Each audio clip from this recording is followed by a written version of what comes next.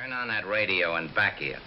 The cops ain't likely to catch up with us, not tonight.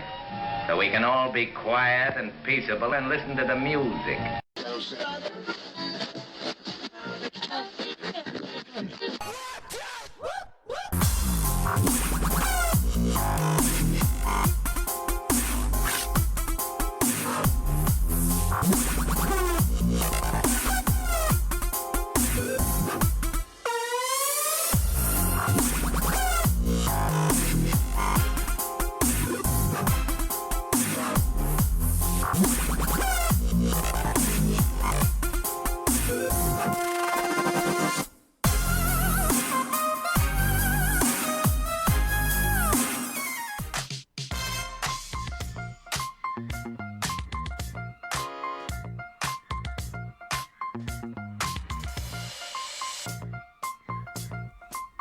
What up? It's Thursday. It's 3:30. I'm Dave Villa. And Dave Cribbs. And it's Auto Dealer Live time, and we are on the brand wagon, baby. It's time to get off the brand wagon, get on the whatever you got to do, Dave.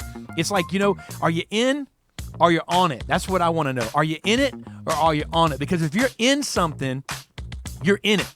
I mean, you're in the middle. You're smack dab inside of it. You're part of it. You're part. When I think of in it or on it, I think of inside is where the heartbeat is. So my question to you is, when it comes to the brand wagon, and I'm writing a book right now called Brand Wagon.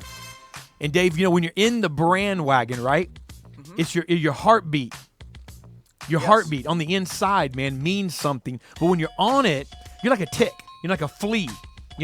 I think of if you're on something, you can easily be knocked off or fall off of it. So my question to you is, are you in the brand wagon? Are you on the brand wagon? And we're going to talk about the difference today, both within the sales process and the sales department and branding. And then we're going to jump over to panel 2, where we're going to have a talk with some internet specialists on, is it the poser or is it the closer? Is it the real deal, right?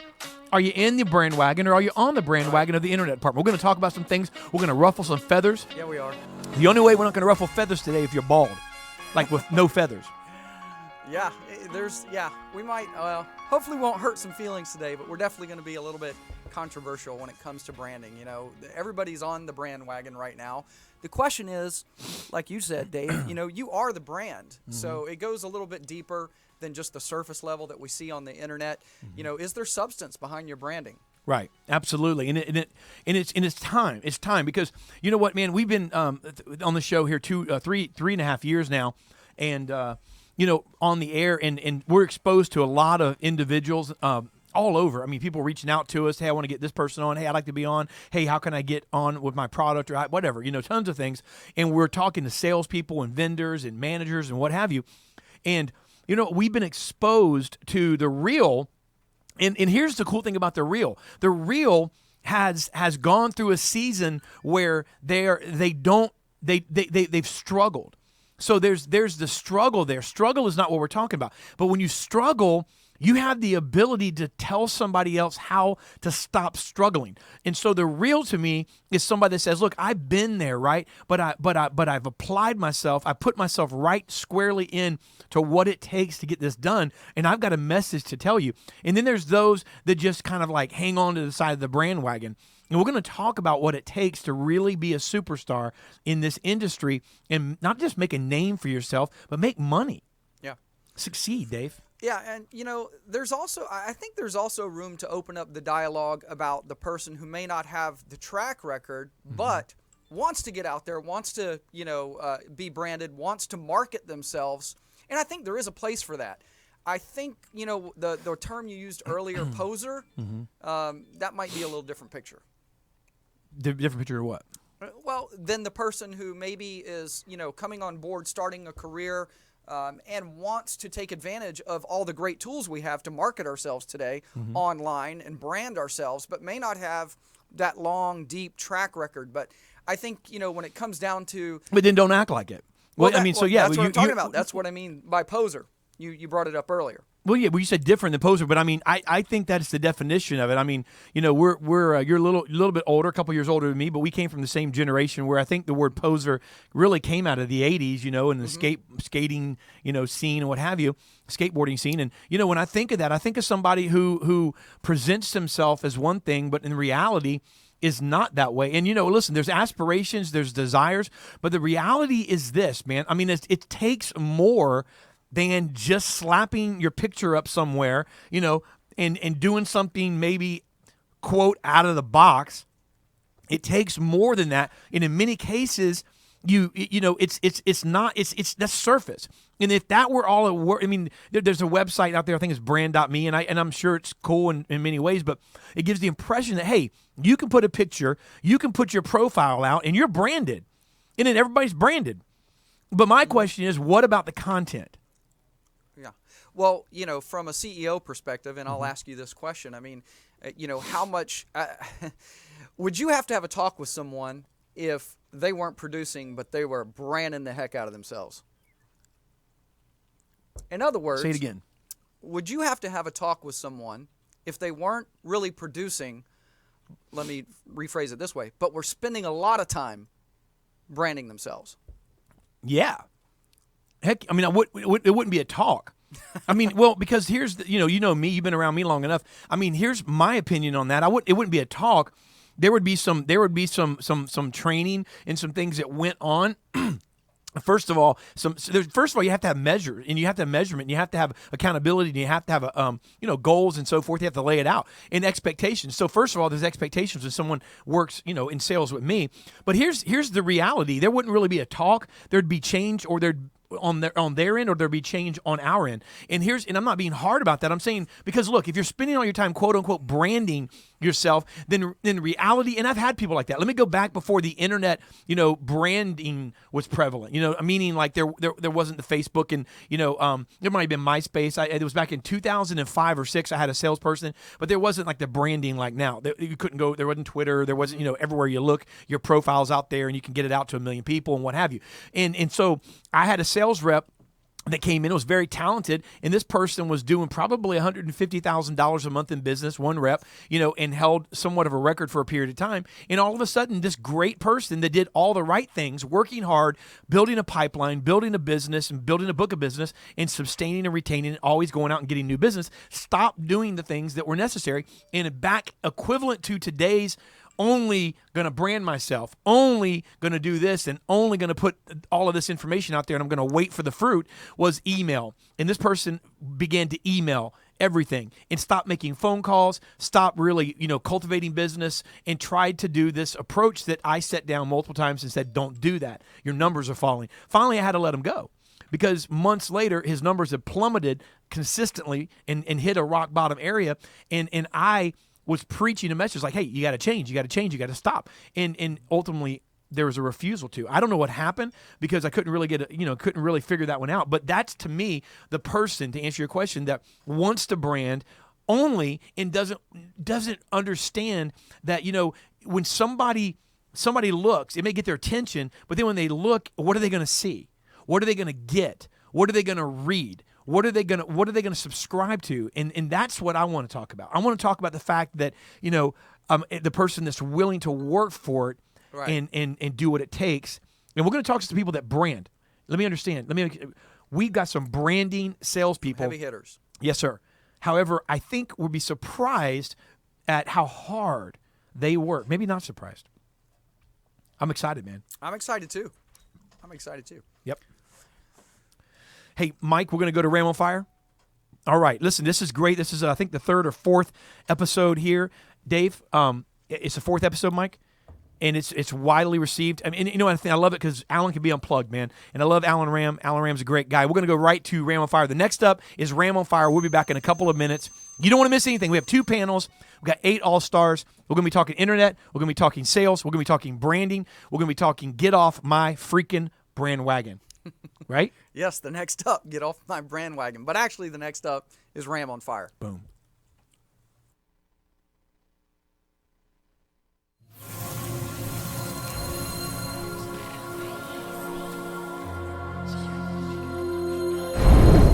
Hello, Hello, I'm Alan Ram, president and founder of Alan Ram's Proactive Training Solutions, and here's what's got me fired up today. Most of you have heard me talk about training and the need to really train your people. I think it's time for me to define what real training looks like, as I see a lot of dealers buying a lot of stupid crap that they think is training or might even be called training, but really isn't. Twinkies are, after all, called food, but I would dispute that as well. Let's talk about what does and what does not constitute training. The other day I heard one of my reps talking to a dealer who said that they were all taken care of with training because they had just hired a call monitoring solution. They just started monitoring their inbound sales calls. That's the equivalent of a baseball team saying they don't need to go to spring training or take batting and fielding practice because they just got a brand new scoreboard, or someone saying that they weren't going to join a gym because they just bought a new scale. This guy actually thought that monitoring his calls was training. That's not training. That would be accountability. While accountability is one element, it's just part of the formula. When accountability is a standalone, you're just going to know that your people suck. For training to be effective, the following elements need to be present. You need to have education, you need to have simulation, you need to have accountability and consequence. That's what constitutes the training process. It's not just one thing. Let's talk golf. You can become educated in golf by watching it on TV, but then what do you have to do? You have to simulate. You have to hit bucket after bucket after bucket of balls for the rest of your life to get good and stay good. Then you're held accountable ultimately on a scorecard. What's the consequence if you don't perform on the golf course? As a professional golfer, you'll start missing cuts and you could lose your tour card. If you're a recreational golfer, you might end up losing all your money to your friends on the golf course. I can watch football on TV all day long, but that doesn't make me a football player. Watching football, I can become educated in football. But what do football teams do? They go to training camp every year. They practice 5 days a week in season to play one game. They simulate offense against defense. Then they're held accountable. Every player is graded by their position coach on every play in every game. That's a fact. That's some serious accountability. Then there's a consequence for poor performance. What is that consequence? If you don't perform, you get cut from the team. If it wouldn't work on a sports team, it won't work on a sales team. The same principles apply to you.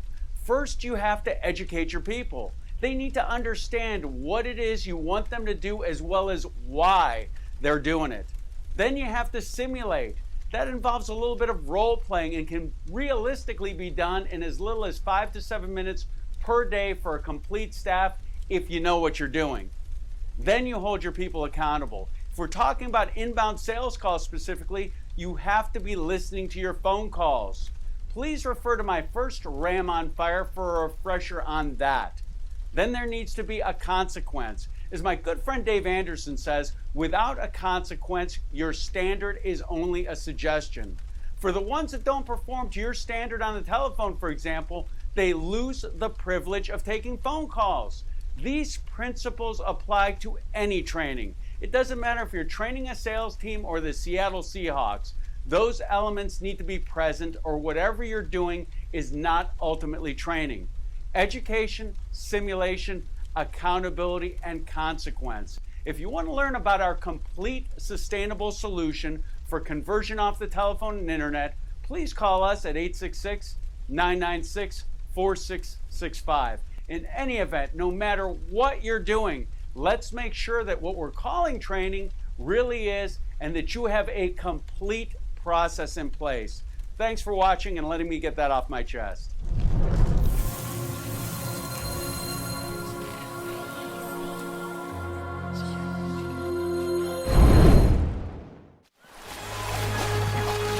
He's trying to save the advertising world. He did it. He did it for your business. He is Pineapple Advertising. Dealers, it's no secret that in this economy, cash is king. From the smallest independent lots to the largest franchise dealers, our businesses are driven by available capital. And having more access to your back-end reserve could prove to be a game changer. You see, until now, a dealer, for example, who wrote $1 million in premium the first year, because of the way our contracts earn out, would be able to access about $70,000 at the end of the first year, and about $250,000 in the second year. You see, a dealer could see his reserve increase by $1 million a year and yet only tap into a very small percentage of that. Look, don't let that be your story. With accelerated profit accessibility, the new reinsurance model is making huge leaps and helping dealers with their biggest reinsurance frustrations: limited access and poor investment income on reserve. So what could that mean for you? Well, if your loss ratio is estimated at 40% after the first year, under the new reinsurance model, it would mean that you would have access to $600,000 as opposed to $70,000. And in the second year, $1.2 million as opposed to $250,000. Look, times are changing, even for reinsurance. It may be time to take a closer look at your dealer-owned reinsurance company. You can do that today by going to dealerre.com or call Dealer Re at 804-824-9533.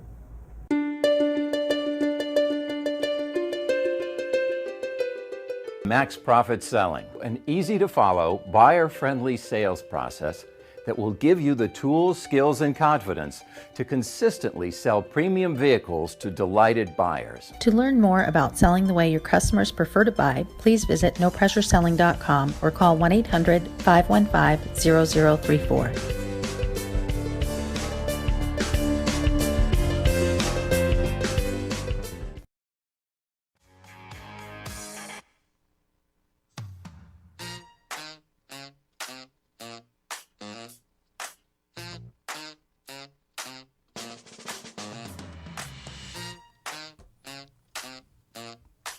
Hey, and we're back to Auto Dealer Live. Get off my brand wagon.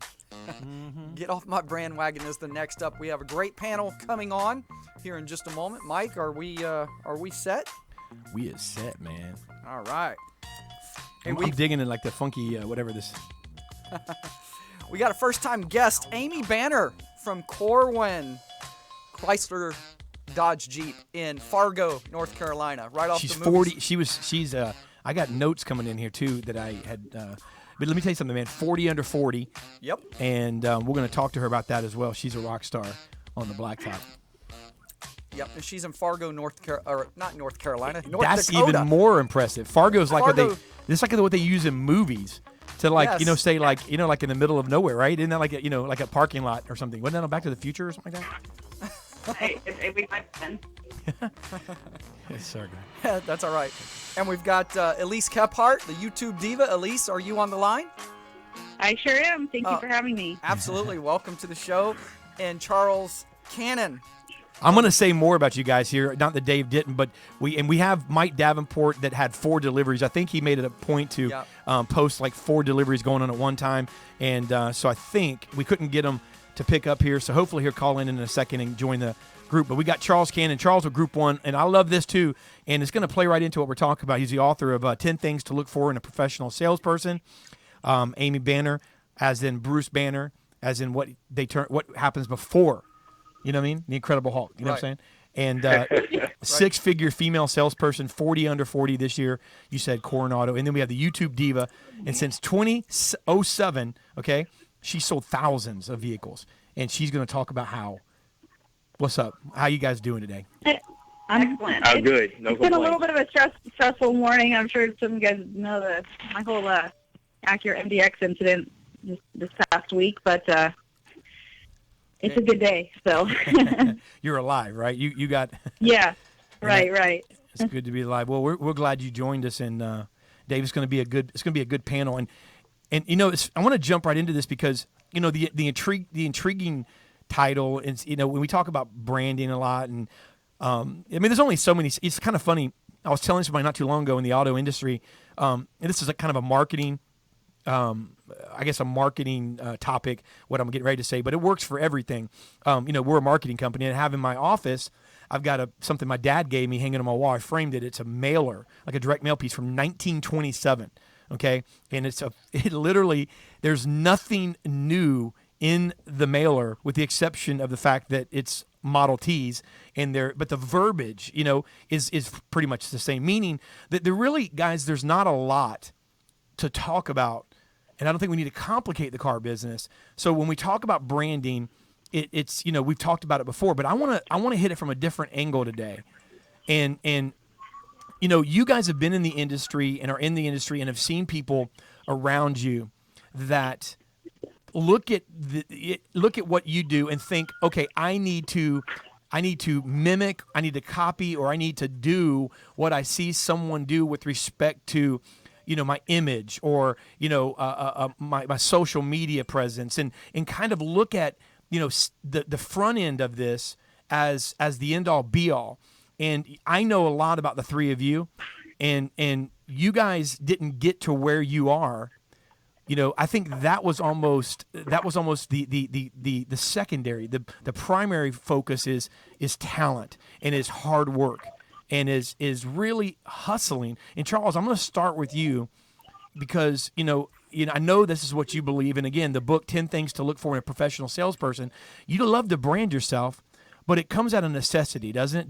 Doesn't it start with the fact that you want to see success and you want your customers happy first? Isn't that where it starts?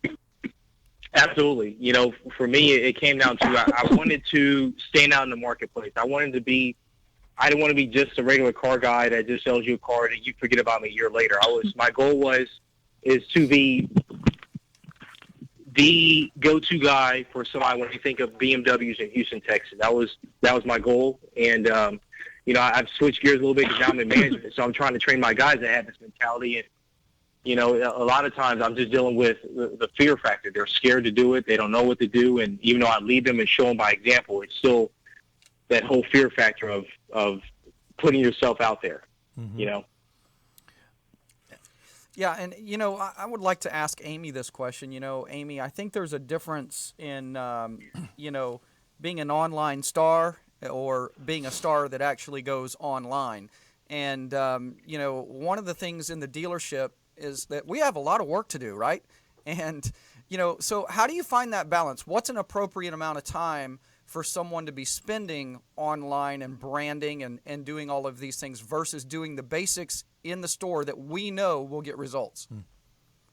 Oh gosh, as far as dividing it up time-wise, that's a pretty difficult question, but you have to have a balance no matter what.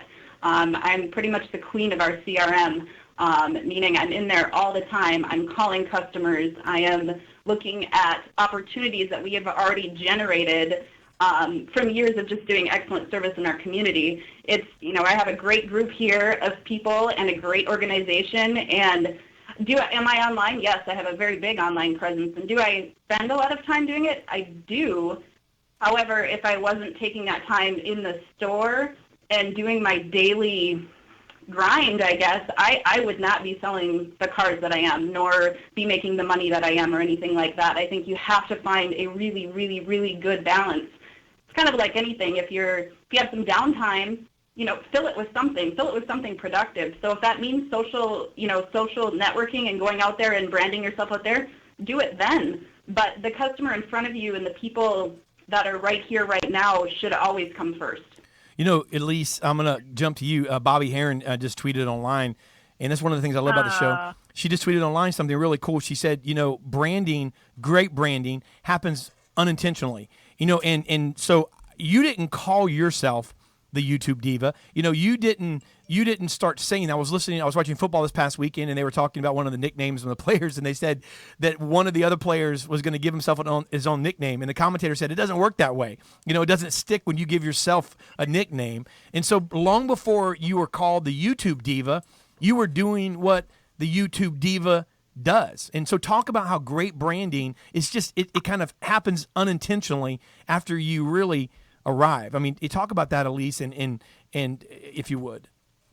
No, I mean, honestly, and I tell people all the time, when I was at, when I was first working at that Honda store, I had sold cars before at a Ford dealership, and they said, we want you to work in the internet department, and I never got any training, and it was just a matter of taking that concept, which is, hey, I want to find a way to, if I'm up against, Honda dealer and other dealerships in the area, I want to find a way to make myself different and unique. And so when I first started doing those videos, it's not like I made them and said, oh, I want some, Jim Ziegler or somebody out there to find them. They literally were intended solely for the customer, and it kind of became just part of that process that I was doing. And it was just because of that, because it was so different. And it just turned out that Jim Ziegler found it, and he started showing it to other people. And then, he's the one that just kind of out of the blue gave me that name, and it's stuck ever since. So, but what Amy was saying, it is taking that balance, as far as my personal stance, social media alone or even making a video alone isn't going to sell you. It's not a magic pill. It's, and I feel like a lot of people sometimes go, oh, well, so-and-so is successful, and they might have a preconceived vision of, social media or YouTube is like the magic pill, the quick fix that's like suddenly going to, turn your sales into 30 cars a month. And that's, the focus is, and I've talked about this before, is just as Amy said, it still takes that, it still takes the, marrying your CRM, diving into the CRM, making all the phone calls and doing everything that you need to do. But ultimately it's, as far as branding, it just kind of, it really wasn't intentional, but I think the way that it just came about was because it was something different. And, even now, I always strive to be, to want to do something different, that point when you come, that point where you decide like, hey, all right, I've built this brand and I just want to flatline. Like, I never want to get to that point. I always want to be, learning and engaging. And I know Bobby's mentioned that a couple times as far as just being a student of our craft, and always wanting to kind of take it to the next level. Yeah, and Amy and I were talking the other day when we were about the show briefly, and Amy, I asked you about that, and you mentioned your CRM and how you're the queen of the CRM, and I know that's gotten a lot of positive responses off of Twitter since you said it even. And so going back to that, it's not just about putting a video up. It's not just about putting a profile online. It really comes from, hey, you know what? I get this. And I know, and here's my thing. It's not that your job is to obviously sell cars and to, support your family and to make money and support your dealership and your customers. But you can't help when you're doing it right to want to help other people do it right. So it's right. But so I'm kind of asking a question, making a statement, but people around you see, hey, this is a leader. This is a person who is doing it right. And so I think that it's not just, so you have something to impart into them. Does that make sense? Talk about that for a minute, if you would. I think people do just gravitate towards, things that they want to emulate. And people have a desire to learn. And I think people that get it want to teach. I enjoy talking about this industry and how we can do things right, because I have a passion for this industry like no other. I love every aspect of it, the good, the bad, the stress, the non-stress. It's a perfect fit for me. And so I think my passion, my positive passion just kind of maybe draws people in. I don't, and they're curious. They're curious about, okay, how does she do it? And what makes her successful? And so I suppose that is a way that sometimes this social aspect of it does. It just kind of explodes. Right. Yeah, and Charles, I'll go to you, and I'll kind of reflect on what Bobby had tweeted out, the fact that great branding is unintentional. And, I love that because it's happening organically because you're offering something of value to the customer, right? Instead of just trying to get your face out there or be known as, hey, I'm a star over here at this dealership. And what I love, right. and we'll use one of the things that you did, Charles, Dave referenced earlier the book that you wrote, 10 Things to Look For in a Professional Salesperson. And you gave that to every one of your customers when you were selling on the floor. By the way, congratulations for your promotion, Charles. And thank you. But one of the things I loved about the book is it wasn't 10 things to look for in a car salesperson to say that you were better. It was 10 things to look for in a professional salesperson. And you help people if they're going to go buy a stereo, if they're going to go, shop for something different. So talk a little bit about that. Yeah, basically the purpose of that book was it was an exit package. It was from an exit package. So instead of giving somebody just a business card, I give them that book, and they were like, "Oh wow, this is cool," and they read it. And I admit it's not meant to be be on the New York Times bestseller list. It's just basically something just to get people thinking and get them back to me. But I did get a lot of deals because of that book. Just the fact that they were like, wow, you really do care about your clients because you wrote this and there's some real good tips in there. And they're like, yeah, so I've had a few came back. So that was the whole purpose behind it. And, for me, it was just really helping people, but trying to do it in a unique way that they would actually come back and think about me when they're, ready to make the next car purchase. Yeah, and Charles, and it's not. I mean, I recommend. You sent some to us, several months ago, and I'd recommend reading it for salespeople. But I'd also recommend, getting a hold of the reason you did it. And what I got out of that was really cool. We're talking about branding here, and a lot of times when we're talking about branding, we talk a lot from the mindset of the results that branding will have, meaning, hey, I'm going to brand. Well, we're looking at if I brand correctly, then I'm going to get more business. You were so confident in the heartbeat of why you branded. You handed it to your customers and said, this is what makes a great salesperson. I'm selling you something. I'm partnering with you. So you handed your branding and your message out, and you weren't trying to disguise it. So I think that you can't do that and be and not care about customers. You can't do that and not have the right motive for branding. At the same time, the content is great in that book, and you can tell that what makes great content, I think, is passion in his heart, and you can tell that. So I think that comes back to it, and that's what I'm really interested in here, because there's people that are trying, Elise, to say, this is how to do it, or and there's no need for names, and so there's tons, there's hundreds and hundreds of people that just think that possibly could give the industry even a bad name, not meaning to, because they're trying to say this is how to do it, but it's a parrot mentality rather than, hey, I'm going to take what makes me. I tell my salespeople that I train all the time, look, you may get bits and pieces from me or from somebody that's successful in the room or the company here, but you're you.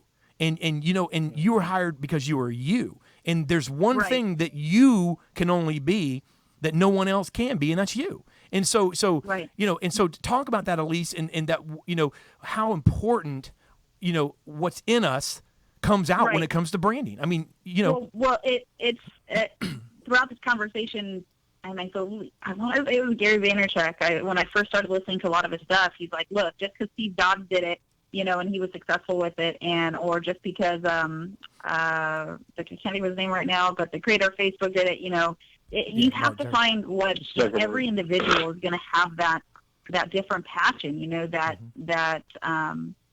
whatever kind of just wakes them up in the morning, and they're kind of their niche.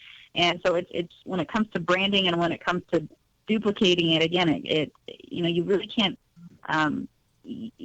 duplicate, just because like I said, just because Steve Jobs, and I love all of his stuff, I know that I can't duplicate the way Steve Jobs did it, or I can't duplicate another Steve Jobs. Like, you have to kind of soul search, or whatever you want to call it. Find out why he did it. Right, and find out what is your niche, and I love what Charles does as far as it's not just about self promotion and and bragging and boasting, because we see a lot of that, I see even more so a lot of that in the car business. Oh yeah. It's more about creating, just creating that value and showing customers that this is what I do, and this is what I love, whatever that may be. So. Perfect. Yeah. That's great. And we're almost out of time, so we're gonna get to the final words. I just want to ask you one last question, Elise, real quick. I know that you've helped so many others try to duplicate what you've done as far as the technical aspect of it. And in your training, I know you want them genuinely to have success with that, obviously. But do you struggle at all with a person that you may be trying to intend to help in that direction, but then they want to kind of rely on that? They think that's the answer to maybe having success? I mean, when it comes to video, absolutely. And I kind of touched base on it earlier. I mean, video is, I always preach, video is just kind of one piece of kind of a full recipe, essentially. And the biggest challenge, I think, when I teach with what I do is, and I forewarn people, I said, look, this is going to be a very in-depth process.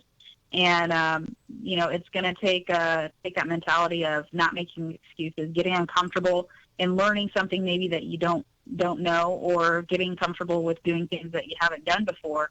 And it's going to take more. So it's going to take that work ethic, that hustle.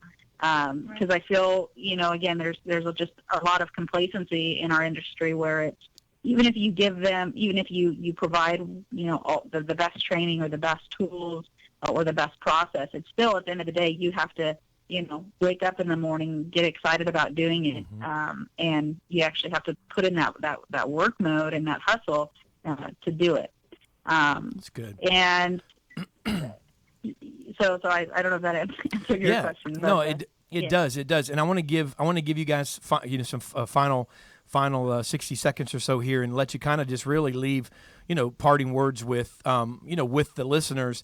And then, of course, at the end of that, let everyone know how they can find you, follow you, and so forth. We put Charles's books up on Twitter and the Amazon link there as well if you want to get that. And so kind of leaving this with you, and I'll start with you, Amy, on the closing thoughts, but leaving this with you, I mean, so branding, maybe this is something that can make some food for thought. I'm getting out of you guys that branding is kind of what you do already before anybody else recognizes it outside of where you work, maybe. In other words, what I do, that the people that are around me that can see me with their eyeballs, not on the online or what have you, go, wow, you know what? That's just something they do. That's something they're good at. That's something they bring to the table. And then all of a sudden, you help enough people around you that you got to extend your reach and so forth. And then all of a sudden, you start to realize, wow, this is me. Amy, leave us with your closing thoughts with that. Yeah, no, it's almost like the new term for networking. What do we preach to all new salespeople? Network, network, network. Get your name out there. Branding is just a way to get your name out there and kind of put maybe, a little more of the personality behind it, not just, Amy, I sell cars. I am, just a girl selling cars. That's how you can find me online. But I also have a little personality on there, and people can see she's probably fun to work with. She's probably easygoing. They can get a sense of that prior to ever even meeting or talking to me. So it's just a different form of networking in the modern age, and it happens naturally, but it also takes work to keep it growing too. So well, congratulations on your success and all the accolades, well deserved, and look forward to hopefully meeting you here in one of the upcoming conferences. But thank you, Amy, for joining us. And how can someone follow you? What's the best way they can follow you online? I'm on LinkedIn. You can find me, Amy Banner. Facebook, Just a Girl Selling Cars. I have both a group and a business page. Those are probably two of the best ways to reach me. I'm also on Instagram, Just a Girl Selling Cars. Awesome. There's lots of ways to reach me, but those are primary good ones. Very cool. Very cool. Awesome, Amy. Thank you. And Charles? I want to say that branding is just who you are. You're whether you're doing it or not, you are branding yourself. You can brand yourself as that boring salesperson as like everybody else down the street, so you brand yourself that's something unique, and you actually have a passion for this business, and you really want your customers to make the best decision for themselves and their family, even if that's not buying from you. So if you just come from a place of genuineness, I think that translates well to everybody long term. And I do appreciate the shout out on the book. My purpose again wasn't really to make money on it. It was just really for my clients. But I would be happy to, if someone reaches out to me on my Facebook page and messages me, I'd be happy to mail you a copy for free. Just to get it out there. I think I have 15 or 20 copies left. So I don't have too many, but I can always order more and just go from there. But thanks for having me on. Oh, no problem, Thank you, Charles. How does someone find you? How does someone find you if they don't know how already? You can look me up, the Charles Cannon on Facebook. You can also email me, charles@charleslcannon.com, or you can find my website, charleslcannon.com, and contact me from there. So pretty easy to find me. Outstanding. Elise Kephart. I just appreciate you guys having me on the show again. Kind of to wrap it up, I just thought of this too. I think it might have been Tracy Myers a while back ago that I was talking to, and he summed it up kind of in one word, which was, be a celebrity essentially in what you do. Be a celebrity in what you do, and that, that I oftentimes remember that. With whatever I'm doing, I want to create value to my audience essentially, and always be a student in in learning and achieving more. And, ultimately just when you just when you take yourself outside of personal branding, when you think, when you have a runny nose and you need a tissue paper, you don't say, oh, let me get a tissue paper. You just say Kleenex, because that's automatically what you instinctively think of. Right. And that is ultimately, so if somebody, when I was selling cars, if someone thinks of, hey, I have a question on a car, I wanted to be the go-to person to help that person in a car buying process, even just as Charles said, even if they didn't, purchase from me. And with what I do now, when people want to talk about phone process and internet process and, how and branding and so forth, even if it's not about making money, it's about, again, just helping people, because that's what gets me up in the morning. That's what I want to be a celebrity in. When people think internet process, phone process, and so forth, I want them to think of Elise Kephart Adami, technically, because the Adami came in the picture, of course, the last couple of years, but really got in the way of your brand a little bit, so you got to, right. So, hey. But hey, Elise, how does someone reach you if they already don't know how? I'm on Twitter, and my Twitter handle is the YouTube Diva, as well as Instagram. It also is the YouTube Diva. Facebook is just my name, Elise Kephart Adami, and then my email.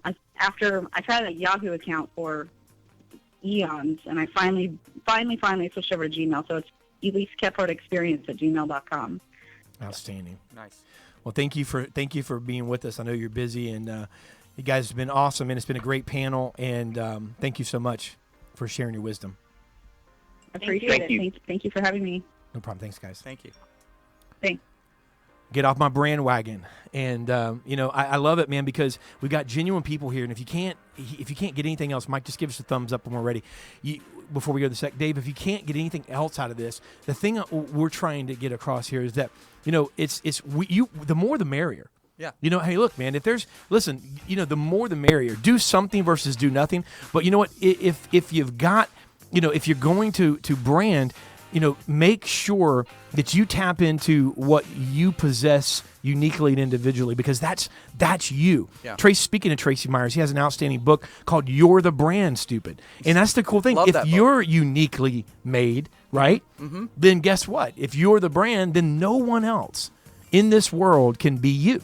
And so, but I think it ultimately comes down to our motives, our work ethic, our intentions, and what we're willing to put into it. And I think that should make sense. Yeah, I love I took away from that hey, the branding is the byproduct really of who you are and what you're doing. So I loved it. Absolutely. Can I see that? You certainly can. Oh.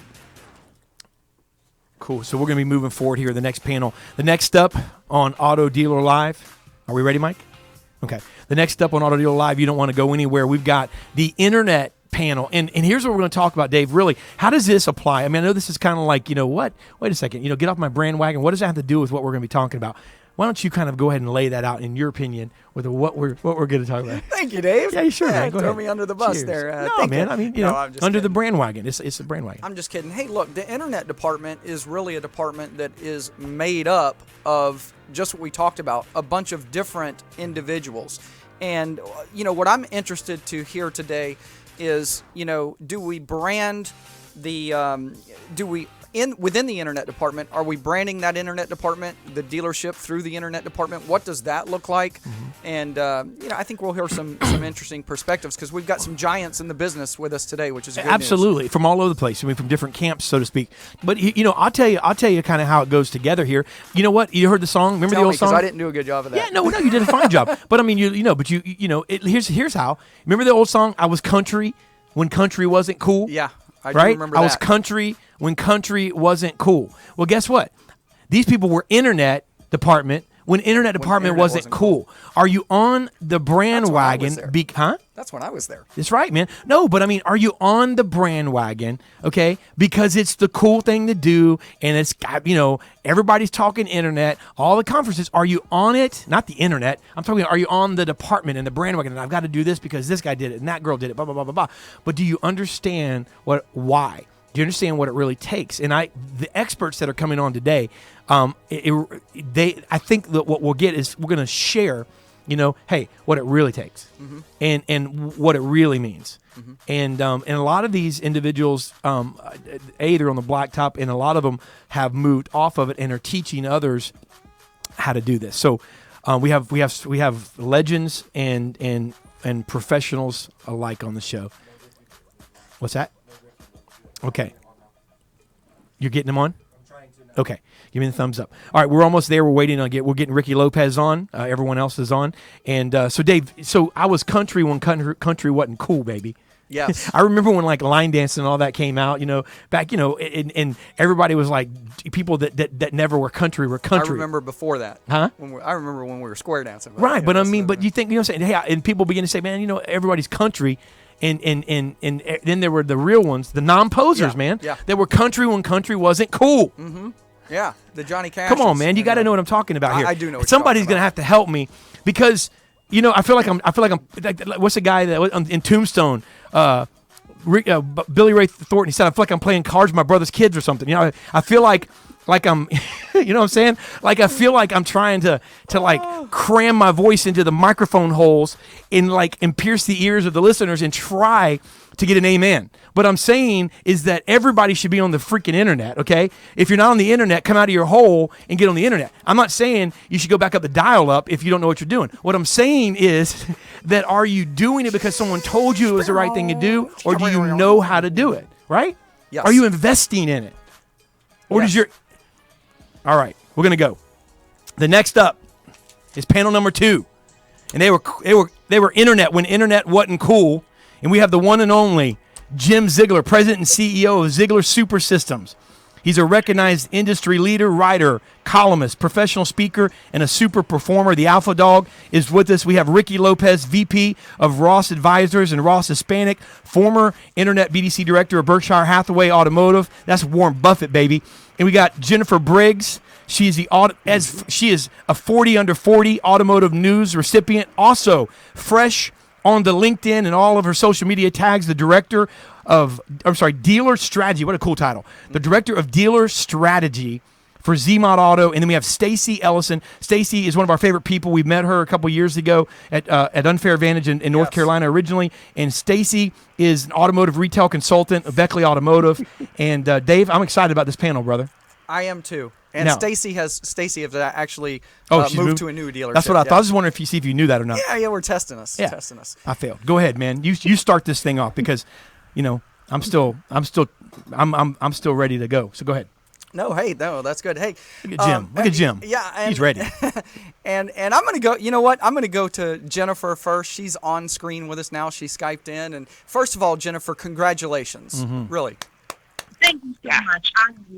I'm just beside myself excited about this opportunity. Yeah, the internet was blowing up when they got the news. So and I jumped on that brand wagon, I guess too, right? So yeah, man. But the reason that you have this new position is because of what you've accomplished and really accomplished inside an internet in a dealer department, right? And not just one store, but multiple. So maybe talk with us a little bit about what that looks like, what you're seeing around the industry as far as, those dealers who are getting it right and maybe those who aren't.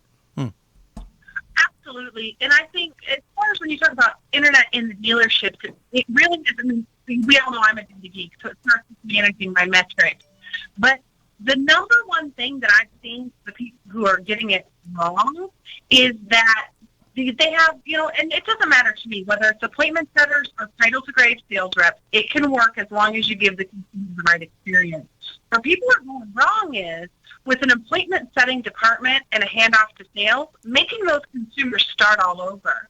And that's one thing that in my processes, regardless of what group I've been with, we've always had a smooth transition, and that's why our close rates are what they are. And you're a pro, obviously, Jen, and you're right, because there's dealerships that are succeeding on both sides, whether it's cradle to grave or not, and everybody has their opinion. But bottom line is something is better than nothing. And Jim, I want to jump to you. I saw you guys laughing a little bit when we were kind of Skyping you in. I don't know if you're laughing at us, but maybe you didn't hear this. But do you get it, Jim? You know what a poser is. And and so it drives me nuts to hear people say things sometimes like that's the fix. But it's like my dad used to say you have a alligator head and a lizard butt. You know what I'm saying? Like it's like you're looking really fierce, and you turn around and you got this little tiny lizard tail. You know what I'm saying, Jim? You go all over the country. Do I know what you're saying? There are so many frauds, posers, phonies, vanilly trainers, but I'm telling you, it just blows my mind. It took me 25 years to become an overnight success. And these people just show up and they steal other people's material and they go out and try to replicate it. And they're really cluttering up the landscape because dealers don't know what's good and what's not good. And it just blows my mind that some of these people, and social media has created a monster. You can really look good on social media. And I agree. And some of these people really do. Yeah. Yeah, it's a lot like a dating site, right? You can kind of be whoever you want to be sometimes. Yeah, I mean, you see somebody and they show up at the door and you're like, yeah. All these guys with the good hair, they get on there and, they look good, but they can't perform, and they don't have the credential, they don't have the track record. I have a track record. I mean, there are some national trainers that have no resume. My resume is published. Mm-hmm. There are still living people, believe it or not, that I actually worked with and worked for, and what the accomplishments I had and still have are documented. There are people out there with no traceable track record in the business whatsoever. And yet they're selling themselves to dealers and making all of us look bad. And so Ricky, let me ask you this. I mean, Dave Cribbs here mentioned dating, and I know Ricky Lopez and I, we share Ricky Lopez on? Oh, he's not on.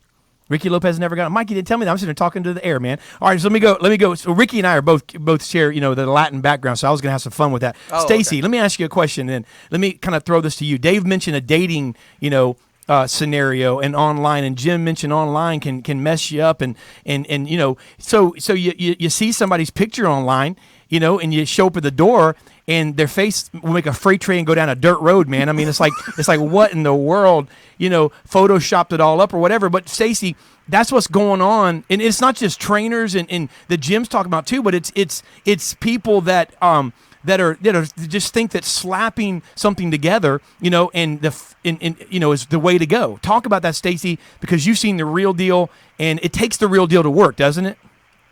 Absolutely. It's, I've been in dealerships before that, the one that I came to now, I came to play with the big boys at the Freedom Automotive Group here in Morgantown. And I've been in dealerships before that they say, my BDC is broken, my BDC is broken. Well, I came in, and the one that I'm here now, I'm the third BDC manager there was. So, what you've got to go in, you have to have a firm process, you have to know what you're talking about. Back in Beckley, where I came from, I built that one from the ground up. We hit 175 units when I left. I have a track record. I'm fortunate enough to have mentors and friends, and like Jim, who's become my family, and Sean Bradley, who invited me to speak at his Internet Sales 20 group on the panel. So I'm excited about that. Those are the guys that I follow. Okay, these are the people that I look up to. I look up to people that have a track record. I can pick up the phone and call them at any time. So I feel that I came into this dealership with a process. But in addition to the process, if you don't have the right people in place, your process is not going to work. And I'm so glad that Jennifer said what she said. Your customers have to start all over from appointment setters. So what we're trying to do here is exactly what she said, is make that transition as smooth as possible. That's good. Yeah, and Jennifer, I'll ask this question to you because obviously I know we might be a little biased because we're in the internet departments and the digital strategy, but let me ask you this. Are dealers paying enough attention to the online traffic? Because, now we're hearing the stats, hey, a shopper's going to only go to 1.2 stores before they buy a car. Well, that, to me, when I first hear that stat, and I wrote about this week, but it seems to me that if that's the case, we would be at an 80 or 90% closing ratio at our store. And although I realize that it's not quite that high, obviously, but in as far as the showroom closing, the percentages have probably gone up. But on the internet, are those stats misleading, or what's going on there? Are we just losing our traffic before they come into the store on the internet? Well, that's a really good question. Depends on what type of traffic you're talking about. I mean, I think it's confusing for dealers when you talk about web traffic, because your organic traffic is different than bot traffic, than your SEM traffic, than referral traffic from third-party sites. All of that traffic is very different. And if dealers are looking at it like it's the same, then you're just setting yourself up for a big conundrum. And you have to know the difference in that traffic and how it relates to a shopper. But it is possible to have 80% close rate. Top I've worked with, 82%. We just finished closing up October numbers, 82% show close. They come in, buy a car, but you have to have that process. I see it all the time. It doesn't matter what process. It doesn't matter how you're driving that traffic to your website. If you don't move people in process, you're wasting your money.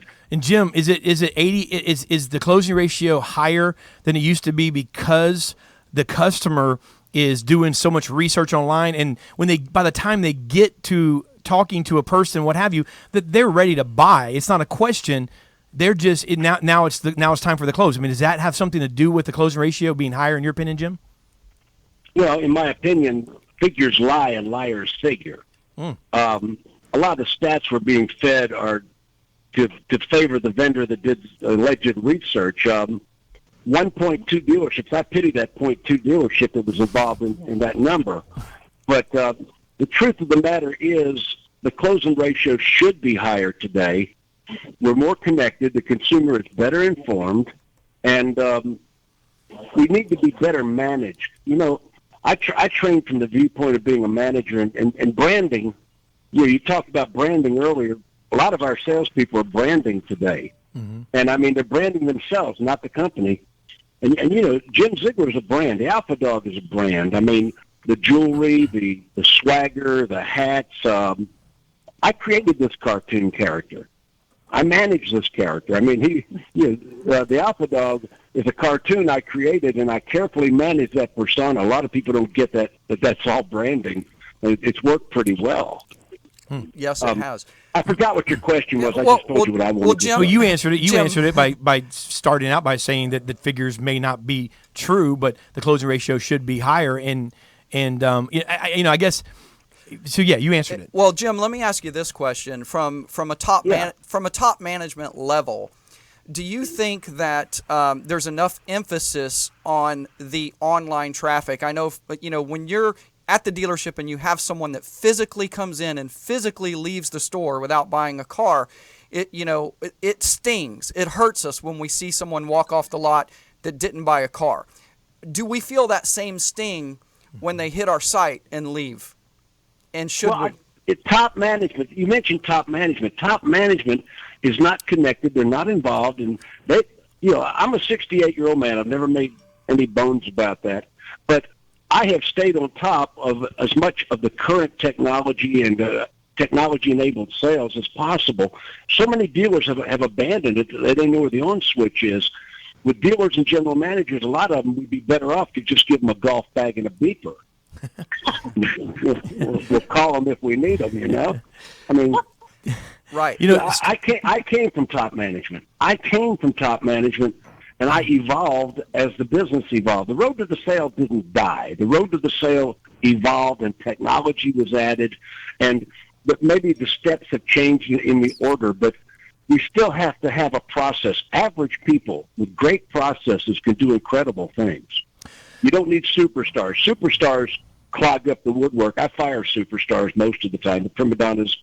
If I'd have had me working for me when I was a salesman, I'd have fired me. Right. Yeah. No. I wouldn't have put up with my crap for 5 minutes. Yeah. Absolutely. And most people don't understand, if you have a vision or a sales goal as a company and as a dealership, you have to have. It's going to take people, and if you rely on that just being a group of superstars, that's not going to happen. It'll take you a long time to get there. Stacey, let me ask you this. Jim or Dave brought up a good point. And I honestly, I've never really thought of this, but I'm going to ask you that. I mean, that's a great point about customer walking off the lot We've even, the old phrase, there's no such thing as B-backs, and they make a big deal about it. And, statistics, the person buys from the X amount from the second store, then a little bit of a higher percentage from the third store they visit. Well, now with the internet, such a prevalent part of the process, I don't think I've heard people talk too much about people leaving their website. And should we pay more attention to that, Stacy? Absolutely. Because if you're not going to pay attention to it, your competitors are going to start paying attention to their website. If your website traffic is down, figure it out. You're going to have to filter through that thing from start to finish. Find out where the breakdown is. Find out, do you have adequate photos on your VDP pages? Do you have the pricing, the rebates listed, if that's what works in your market? Because if they leave your site, they're going to number 2 on Google. They're going to go where they get the information. They are busy. If they are really interested in the car, they may call for some information. I don't know. I was shopping online for something the other day, and I clicked right off and went to the next website, found what I needed, ordered it, and there it went. Jim and Bobby, because I know Bobby's been tweeting like crazy. Sorry, Jennifer. Jim I love Bobby Heron. Bobby Heron's awesome. She's awesome. Jennifer. So is Jennifer and Stacy. Stacy's my favorite too. Yes, they. Aww. So You got some dynamic players on today's show. Dynamic players. Yes, they are. Agreed. Absolutely. Let me ask you, Jim and Jennifer, you guys a question. Jennifer, we'll start with you. Something that's kind of interesting about this, Jim, you're a trainer, but Jennifer, let me ask you. Okay, so I'm just thinking like a salesperson now. These are just off the cuff based on what we're talking about. Salesperson, leaves the lot. Before they leave the lot, what does a salesperson do? They try to TO it to the manager, right, and so forth. Well, wouldn't it be cool? Because so let me kind of bring this up, because I think this dichotomy between internet and old school and new school, a lot of times the misconception is, that we changed the process. Jim mentioned the road to the sale. Joe Webb says it's dead. Jim says it's not. But, we mentioned this. So let me throw this out there. Jennifer, should we create a scenario where a TO should be, what I'm saying, created off of web traffic, a chance to get that customer? Because Jim or Jennifer, doesn't it still come down to that if I can get this customer, I don't care if they flew in on a hot air balloon, internet walked in, drove in, they're still people. And if I can get them, right, and talk to them, they have an opportunity to buy. So let's talk about that for a second. I know that there may not be, this may not be in existence in the way we'd like to see it, but how can we do that? There is technology out there that you can do that. Right, but I mean, it's certainly not. I would say it's in like such a minor part of or being operated in such a small percentage.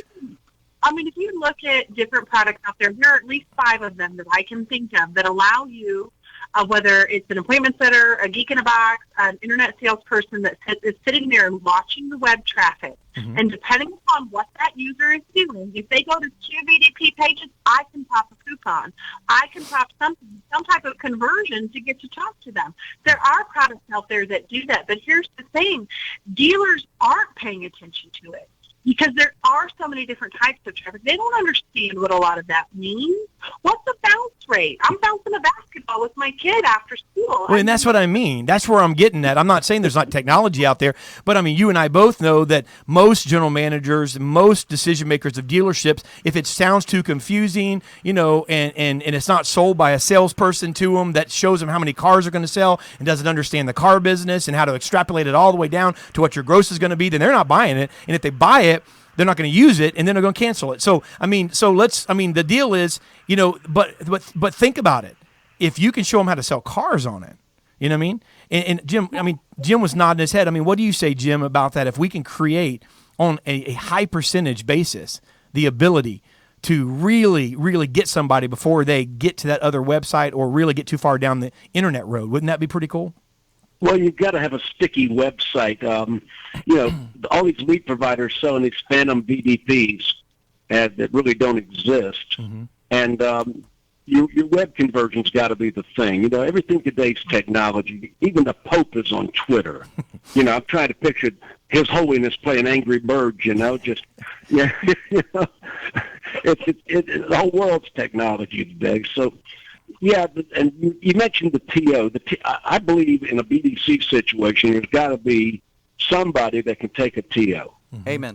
I believe there's got to be that follow-up voice, the appointment verification person. I mean, there's got to be a whole lot of things that go into this that aren't happening in most dealerships. Hiring a BDC, and I got BDC experts in the other two panels, but we've had a lot of success lately with retired flight attendants and retired reservations agents from the airport as a profile for BDC. The trend has been to put extremely young people into BDC. We've had some success putting some older people in. You'd be amazed. They have a good work ethic. Yeah, they do. Yeah. Say that again. They do. I said grandmas give great customer service. I agree with Jim on that 100%. Some of my best agents that have worked for me have been older. She remembered the name of everybody's kids that she worked with. Of course, she used her CRM to help her. But I tell you what, if they didn't make their appointment because Johnny broke his arm, when she called them the next day or 2 days later, she said, "Hey, how's little Johnny doing?" And she cared about it. And I think, and Jim, you're right, it is a difference, younger or older. It's just that it's caring. I always train everyone that works in my department, listen, honestly, let me jump in a second. But you have to make them believe you do. When you care about your commission or the customer better believe you care about them. Yeah. Jim, would you jump in? And Stacy, too, it's Let me jump in for just a second. Sure. I make 100 phone calls a day. I'm a one-man BDC in my company. And I diary my conversations. Jennifer hit on that. It just lit me up, and I had to jump in because I diary my conversations. I'll call people up and say, "Hey, 6 months ago, your wife was applying for a position. Did she get that job? Did your son get that college scholarship? Did your son graduate from high school?" I know their family's names. If I find out somebody's wife's name, it's in my CRM. If I know their husband's name, it's in the CRM. If I know their kids' names, I know. I diary every conversation, and I've got 35,000 names in my CRM. People think I'm a friggin' genius. But it's really because I keep accurate records of the conversations that we had that are non-car business. The problem with most people in the car business, they just want to talk business. Yeah. Who do you know? You can send me a referral. I mean, quit all that crap. I mean, if every time you call them, you're trying to sell them something, then you start getting screened. But if I call people up sometimes, say, "Hey, look, I have no business agenda for this call. I just wanted to see how you're doing," and that gets me so much further. People wonder how I'm so effective on the phone, and I'm effective on the phone because I'm not always selling them something. They bought a damn car from me. They want to marry your ass, Yeah, that's awesome. Stacy, let's go to you. I want to talk to you for just a moment because you've run a successful internet BDC department at a multi-store group. Now you're with a new group. You've set up a new BDC. We just talked about how crucial the TO is. I look at you as a sales manager in your internet showroom traffic area. That's just how I view you, and I think that I definitely think that we have to have a mindset. If we're running the store, I want to be focused on where my traffic is, and we know that it's initiating online and through phone. So, Stacy, tell us a little bit about what it looks like within your internet department or BDC when that traffic's coming in. Who's there to help when someone gets in trouble and someone else needs to get on the phone? Well, I'm here. I'm here. We are based out of one location, so unlike the last place I was at, I get to stay in the BDC all the time, which I love. So I'm here to help them. I have amazing managers here. This place is like a culture shock to me. We will have a manager that will get on the phone in a heartbeat and help us out. If I can't, if the BDC can't, and sometimes they can't, but you know what? They're here to help. No one here will ever say no to help you. We have a TO process here. We are texting our managers with same-day appointments, so they are prepared.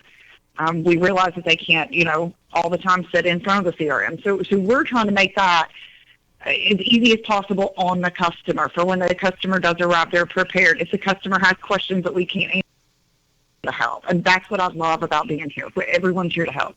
Stacy, I mean, we're getting out of time here, so I'm going to have you start it. Give us then if you had to say, people that are listening, internet department, your opinion, the most important thing someone needs to know when it comes to the internet department, the most important thing, the priority, number one. The most important thing, if you are in charge, if you are the first contact for your dealership that customer has, you get one shot. You better have some excellent phone skills. You better speak slowly, clearly. You better use your word tracks. You better have a smile on your face, because if you blow it, you're not only blowing it for yourself, you're blowing it for the department, the salesman, the manager, and the dealership. You only get one shot. Here's your chance to blow, because opportunity comes once in a lifetime. Yo. Yes. Mom spaghetti. So Jennifer, you said like three or four. It was malt liquor in that cup. It was. It was. You said like 3 or 4 words that were that reminded me of Lose Yourself. Jennifer, I'm going to give you a final chance to take 60 seconds here and give us the most important thing, according to Jennifer Briggs, when it comes to internet department, the dealers need to know. Okay, the most important thing that dealers need to know when it comes to an internet department is they're not leads, they're people. These are people that need your help. And you need to approach it, and you need to communicate that way. I love that Jim said if you're trying to sell them something all the time, they're going to get tired and block you. It's not about selling cars. Yeah, it is in the end, but it's about helping people buy cars. And if you call the lead and you treat them like an up, then you're not going to be able to give them that experience that closes the deal easily with the growth you want. Well said. Nice. And Jim? Words in the toolbox, the things you say, and unfortunately, if you're reading a script all the time and you haven't learned that script and learned how to conversationalize that script, and you have to read the script every time, you're losing it. Jennifer just mentioned ups. Customers are not up. We're talking about customer relationship management. I saw a whole truckload of ups come in a dealership just last week. I was in Cheyenne, Wyoming, and a big brown truck came in and said ups right on the side, but they delivered them to the parts department. That's well awesome. Said. And just like Jennifer said, when you're thinking of that customer, right? It's not a lead, it's a person. It kind of works the other way around too. The customer that's calling in doesn't want to feel like they're calling a call center, right? They want to connect with a real person. Yeah. And that's what Jim was talking about internalizing those scripts and making them conversational. Absolutely. And Jim hit it on the head, man. Perfect. What a great panel of true experts and that are doing it right. And that's the most exciting part to me. So, and does anybody else think Jennifer, you just remind me like of a speakeasy, that era. Does anybody ever told you that? Doesn't she kind of like have that that kind of like yeah, they're talking about the are you talking about the hairspray or the marketing? Man, you know what I'm talking about, right? Jim, you know what I'm talking about? That era that's like a 1920s, like that era of like like Great Gatsby. I wasn't here then. Hey, I'm not. No, but like the Great Gatsby look. You have like a very elegant look, Jen. Yeah, very retro look. Oh, these are all beautiful women on your show today, man. Every one of them. Yes. I mean, you not only got some bright women, you got some real hotties here. I'm telling you. Yeah. Yes. It is. It absolutely is. I agree. Charles Cannon was on earlier. Yes, Charles. Yeah. But Charles, I don't find Charles that hot. But that's awesome. Well, guys, thank you so much he is intelligent now. I mean, these are intelligent women and Charles, but I see where Lopez chickened out. Yeah, he saw the lineup and he's like, I'm out, man. But honest to goodness, this is probably one of the best shows I've seen. Not just because I'm on it, absolutely. But you've got a great panel here. Both panels. I mean, this was really good today. Thank you very much, Jim. It means a lot coming from you. And you guys, thank you so much for taking the time. And Jim, obviously, Jim Ziegler, so they can find you by typing in your last name pretty much, and the first page of Google is going to be full of everything that you've got there. Just put the letter J in Google, I'll come up. Yeah. There you go. Jennifer, how does someone find you if they want to follow you if they don't know how already? They can find me on Twitter at Next Level Briggs. You can find me on Facebook, Jennifer Briggs.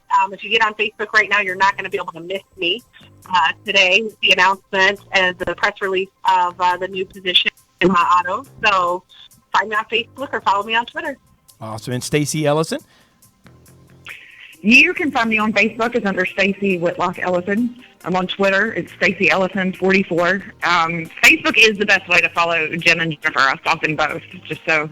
And that's with and that's Stacy with an E, correct? Man, I think it's important. Yes. It has that E in there. So awesome. Well, guys, thank you so much for being with us and spending some time with us. I know you guys are very busy, so thank you. Yes, thank you. Thank you. All right. Well, that was the internet expert panel, and I'm telling you, man, they brought it. No disappointment there. I just wanted to keep going. So yeah, very cool. Great panel. Great panel. Is that it? That's it, man. We're done. That's it. Wow. The next up is some great shows. Just stay tuned. Stay tuned. Just listen. We got Culture Shock. We got At Your Service. We got some great things coming up big names coming in the up, future. too. Yes, we do. Tom Hopkins is going to be with us within the next few weeks. Bob Berg's going to be with us. We've got Dave Anderson that's going to be with us. Stay tuned. We got some great things coming up here in the future, and you don't want to miss it at all. Keep your ear to the ground, baby.